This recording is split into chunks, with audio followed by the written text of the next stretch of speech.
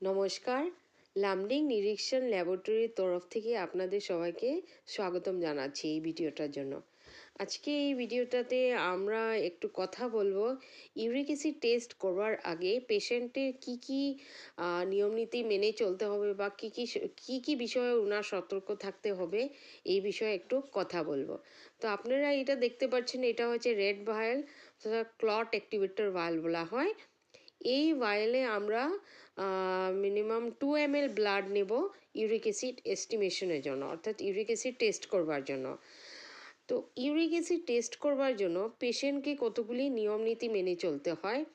যদি পেশেন্ট কোনো ধরনের ঔষধ নিয়ে থাকেন, ধরেন লো ডোজ অ্যাসপিরিন 75 mg, সাধারণত এই ওষুধটি দেওয়া হয় হার্টের পেশেন্ট বা হার্টের কোনো সমস্যা থাকা পেশেন্টদেরকে, বা পেশেন্ট কোনো সাপ্লিমেন্ট ধরেন ভিটামিন সি বা নাইসিন জাতীয় কিছু নিচ্ছে, তো সেই ক্ষেত্রে পেশেন্ট ল্যাবরেটরি টেকনিশিয়ান অথবা ল্যাবরেটরি ডক্টরকে জানানো উচিত। দ্বিতীয়ত রয়েছে কতগুলি খাদ্য আছে, যেমন যেগুলি খাদ্য পিউরিন রিচ ডায়েট বলা হয়, সেগুলি খাদ্য ইউরিক অ্যাসিড টেস্ট করবার আগে সেগুলি খাদ্য না খাওয়া ভালো।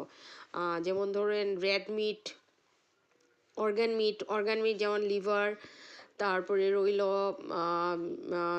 প্রন, দেন সি ফুড, তারপরে রইল কতগুলি ডাল, যেমন বিশেষত রাজমা, মসুর ডাল, এসবে কিন্তু ইউরিক অ্যাসিড শরীরে বাড়িয়ে দেয়। তৃতীয়ত রয়েছে ইউরিক অ্যাসিড টেস্ট করবার আগে পেশেন্ট যাতে কোনো ধরনের মদ্যপান বা ধূম্রপান না করে। একদিন আগে পেশেন্ট যাতে খুব প্রচণ্ড এক্সারসাইজ না করে, যেগুলি ধরেন খুব ট্রেডমিল জাতীয় বা প্রচণ্ড এক্সারসাইজ, এইসব করলে কি হয়, শরীর থেকে পিউরিন ক্যাটাবলিজমটা হবে বেশি করে, আর যার জন্য শরীরে আপনার, যদি আমি টেস্ট করতে যাই তখন গিয়ে ইউরিক অ্যাসিডটা বেশি হবে। তো সাধারণত সেই ক্ষেত্রে আমরা পেশেন্টকে অ্যাডভাইস করি যে পরীক্ষার টেস্ট করার আগের দিন এই খুব প্রচণ্ড এক্সারসাইজ যাতে না করে।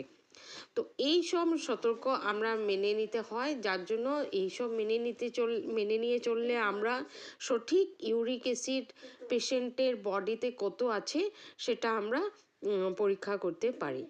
তো আজকের এই ভিডিওটা দেখার জন্য অনেক অনেক ধন্যবাদ।